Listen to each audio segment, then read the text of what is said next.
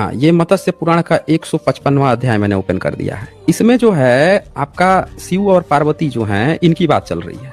और इसमें क्या है कि पार्वती क्या कह रही हैं कि पार्वती से शिव जो है वो उसका मजाक उड़ा रहे हैं कि तू सावली है, तू तो काली है, तू तो कृष्णा है। उसको कृष्णा कह दे रहे हैं, काला कह दे रहे हैं, कह रहे हैं कि तू तो ऐसे लिपटी हुई है जैसे चंदन पे काली नागिन लिपटी रहती है ऐसे। अब वो गुस्सा आ जाती है, तो गुस्सा आ जाती है, तो गुस्सा के अब वहां से वो चली जाती है।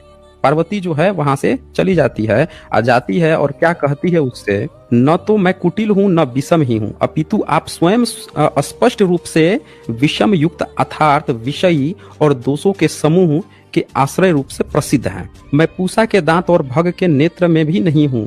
मतलब वो ये कह रही है कि आप खुद ही विषम और विषयी हैं। विषयी मतलब विषयी उसको कहते हैं जो बहुत ज्यादा सेक्स फेक्स में लिप्त रहता है और उसमें इस तरह की बातें करता है।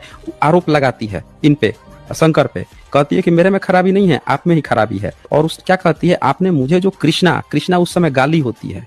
इसमें ये आज जो लोग कृष्ण भगवान बना दिए हैं, मत्स्य पुराण क्या कहता है कि शिव जब पार्वती को कृष्णा कह रहा है तो पार्वती गुस्सा हो जाती है कि तुम्हारी हिम्मत कैसे हुई कि तू हमको कृष्ण कह रहा है। उसी पर मार झगड़ा, दोनों में खर पिटाई हो जाती है। ये कहती है आपने मुझे जो कृष्णा नाम से संबोधित किया है सो आप भी तो महाकाल नाम से विख्यात हैं।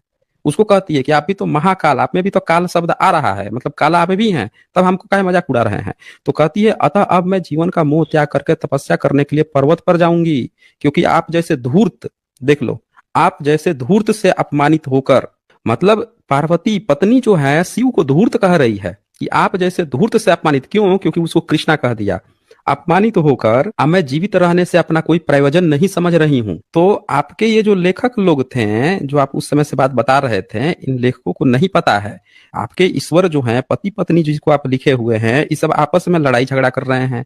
पति जो है अपनी बीवी का मजाक उड़ा रहा है और वो दूसरे बाहर किसी दूसरे औरत पर दौड़े जा रहा है। और सुनिए कहानी, अब एक औरत, एक और देवता मिलती है, तो वो कहती है कि तुम कहाँ जा रही हो? तो वो बताती है कि देखो, आप अन्याय सभी गुणी जनों में दोष लगाकर उनकी निंदा मत करें, क्योंकि आप में तो सभी गुण दुष्टों के संसर्ग से ही प्रविष्ट हुए हैं। मतलब शिव को कह रही है पार्वती कि देखो, आप में जितना ही गुण आया है ये सब कहाँ से आया है, तो दुष्टों के संसर्ग से, मतलब धूर्तों के साथ, दुष्टों के साथ आप रहते हो। ये कह रही है पार्वती पत्नी, आरोप लगा रही है आपके शिव पे।